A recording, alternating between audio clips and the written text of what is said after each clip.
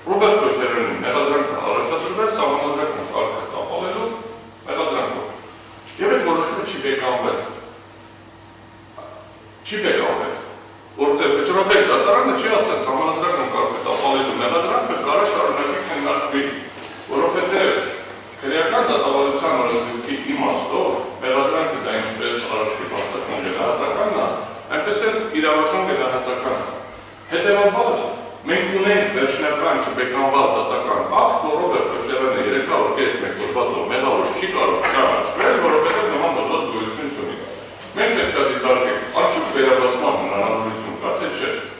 Այսինքն ծիրը հետևյալն է, վճռաբեկ դատարանը ասել է գնացեք փորձեք իրավական գնահատականը փոխել։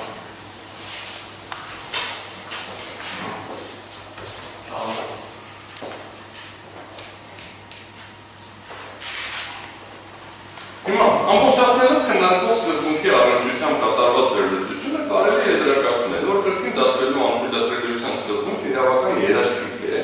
որի նպատակն է պաշտպանել անձին կրկնակի քրեական հետապնդումից ու կրկնակի պատժից, ու ենթադրվում է, որ կրկին փորձի տարբերակը չի գործում։ Միաժամանակ անձի իրավունքների պաշտպանության լույսի ներքո սահմանվում է պետության ապօրինի գործելու հնարավորությունը, պարտադրելով իրավասու մարմիններին,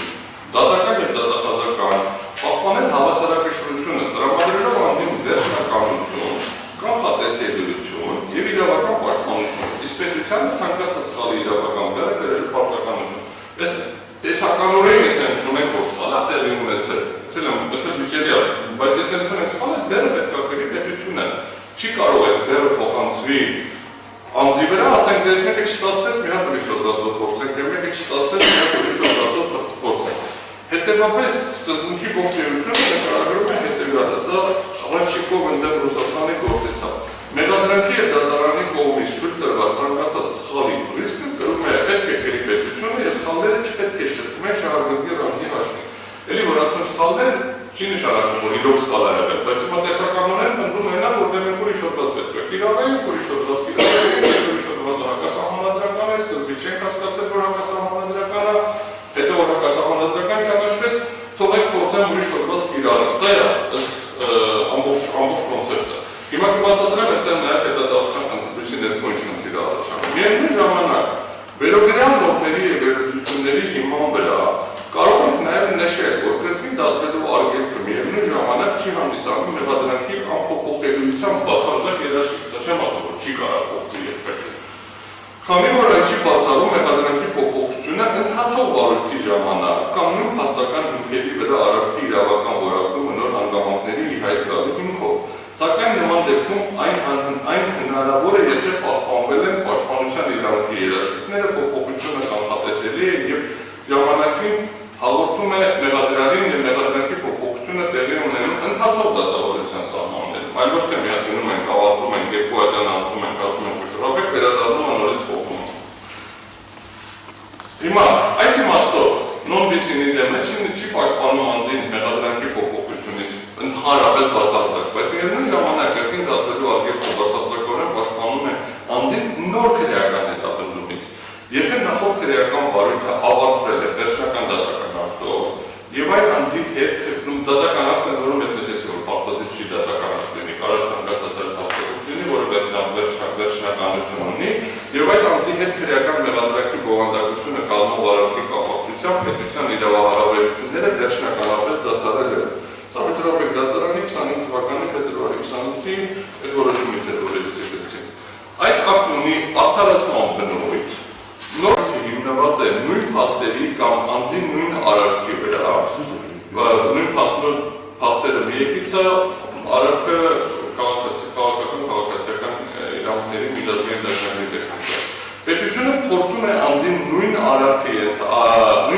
ենթարկել ամբողջությամբ նոր իրավական որակման, որը նախորդող վարույթներում գոյություն չի ունեցել որպես իրավաչափ մեղադրել։ Այս իրավիճակում խոսքը ոչ թե մեղադրանքի փոփոխության, այլ նոր մեղադրանքի առաջադրման մասին է, որի վերաբերյալ ոչ հարուցված քրեական վարույթ կարծում են պաշտոնական դիրքի չարաշահման հետ կապված հարուցված քրեական վարույթ չի եղել։ Ոչ նախաքննություն է իրականացվել պաշտոնական դիրքի չարաշահման և ոչ էլ մեղադրական եզրակացություն է կազմվել, ինչը ուղիղ հակասում է non-bis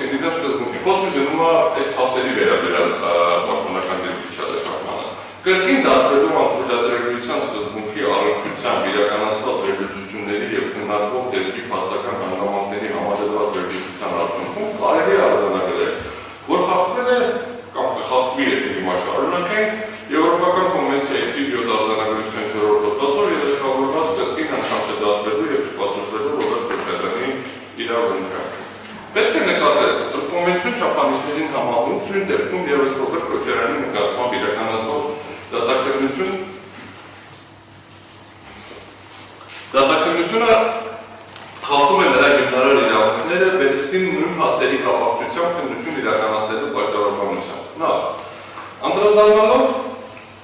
դեպքի նույնական լինելու, այս մասով կարծում եմ հարց չկա, որովհետև խոսքը գնում է մարտի 1-ի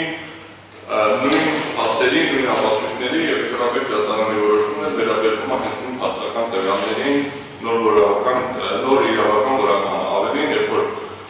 մեղադրողը փորձել է փաստերի փոփոխություն անել, դատարանը դա որպես խախտում էր արձանագրել փաստական տվյալների նույնության, ոչ թե մոտիվներ նույնական լինելու վերաբերյալ հարց չունենք։ Հաջորդիվ անդրադառնալով կրկին դատապարտման անթույլատրելիության եթե հարց կուներ կանդրադառնալ բաշեմ ուզում ես ընթացամ ամբողջությամբ։ Գնահատման երկրորդ չափանիշին վերջնական որոշման առկայությանը պետք է նկատել, որ առաջին հայտարարի դատարանը Տանիպեկյանի նախագահությամբ կայացրել է քրեական դատությունը դատարանելու եւ քրեական գործով առիթը կազմելու մասին որոշում, առաքում հանցակազմի բացակայության հիմքով, որը թե քննիչ դատարանի, թե վճռաբեկ դատարանի կողմից չի գնահատվել որպես դատական սխալ, նյութական իրավունքի սխալ իրավունք չկա, կարող նայեն վերաքննիչի որոշումը, կարող նայեն վճռաբեկի որոշումը։ Նյութական իրավունքի սխալ իրավունքի մասին որևէ ձևակերպում չկա, չի ասում դատարանը սխալ է գնահատել փաստերը, չի ասում դատարանը սխալ է գնահատել նյութական իրավունքը։ Ընդհանրապես թե դատախազությունը, թե վերադարձ դատարաններն ընդունել եւ ճանաչել են Ռոբերտ Քոչարյանի արարքում արկա չի քրեական օրենսգրքի գոյություն ունեցող 301-րդ հոդվածով ենթադրաբար նկարագրված ինչ-որ բանի հատկանիշներ։ Սա որ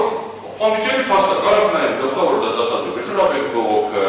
նայենք դատարանի որոշումը վճռաբեկ, նայենք վերաքննիչ դատարանի որոշումը, վերաքննիչ բողոքը, ոչ մի տեղ չկա մի հատ պնդում, որ իրականում Ռոբերտ Քոչարյանի արարքների մեջ կար 301 հոդվածի ինչ-որ ձևակերպումներ։ Պատճառը նաև այն է, որ 301 հոդվածը չկար, բայց ձևակերպումը ասում են հասա չկար, բայց այնտեղ ուրիշ որակում կար, ուրիշ արարքի տվյալներ կար։ Կարող նայենք բողոքը ուրիշ արարք ձևակերպումն է օգտագործում։ Այն պահից ի վեր, երբ սահմանադրական դատարանը իր որոշումով արձանագրեց Ռոբերտ Քոչարյանի վերաբերող քրեական օրենսգրքի 301 հոդվածով սահմանված հանցակազմի հակասահմանադրական լինելը, տվյալ որոշմամբ եւ հաջորդիվ իրականացված վարույթային գործողություններով բովանդակային տեսանկյունից ընդ որում միետից եմ գալիս այդ ում բովանդակությունը պետք է նայել։ Արձանագրվեց քրեական օրենսգրքի հակասահմանադրական եւ գոյություն չունեցող 301, բայց որպես մեղադրանքի հիմքում դրված 301-րդ հոդվածով առաջադրված մեղադրանքում Ռոբերտ Քոչարյանի արդարացված լինել է։ Ընդ որում, թե առաջին արձանի դատական ակտերով հաստատվեց Ռոբերտ Քոչարյանի արարքում հանցակազմի բացակայության փաստը։ Իսկ վճռաբեկ դատարանը չհերքելով այդ փաստը պարզապես դատախազի տվել է երկրորդ փորձի իր հնարավորություն։ Հիմա պետք է մենք քննարկենք, արդյոք գլխավոր դատախազը կատարել է վճռաբեկ դատարանի տված հնարավորությունը, թե դուրս է եկել դրա սահմաններից եւ ընդհանրապես նոր մեղադրանք առաջադրել, ոչ թե ինչ-որ իրավական գնահատական։ Այսպես ասած, թե ձևական իրավաբանական առումով առաջին արձանի եւ վերաքննիչ դատարանների կայացրած դատական ակտերը բեկանվել են վճռաբեկ դատարանի կողմից, սակայն նրանց կողմից հաստատված Ռոբերտ Քոչարյանի արարքում հանցակազմի բացակայության փաստը վճռաբեկ դատարանները ընդունել։ Ըստ էության վճռաբեկ դատարանը ասել է հանցադեպ է գերել, պետք է հանցադեպի հարց չլներ, հանցակազմի հարցը էր, նախկին քրեական դատավարության օրենսգրքի առաջին անպատասխան հոդվածի առաջին երրորդ կետերի խնդիրադեպ էր, ներողություն։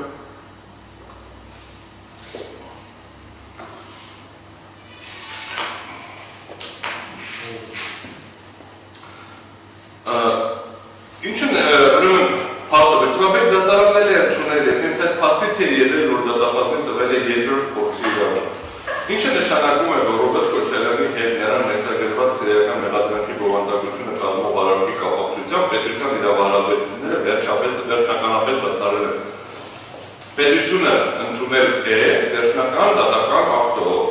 Ռոբերտ Քոչարյանը չի իրականացրել սահմանադրական կարգի ապահովում կոչվող 301 հոդվածով նախատեսված արարք։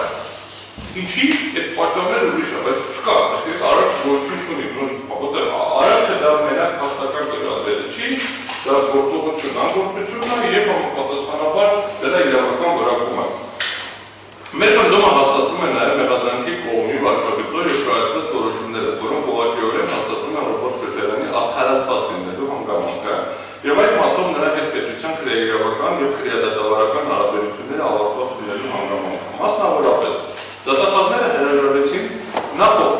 մեղադրանքից եւ նոր մեղադրանք են ներկայացրել, ինչը հաստատում է այն փաստը, որ փաստացի քրեական օրենսգրքի 301 հոդվածով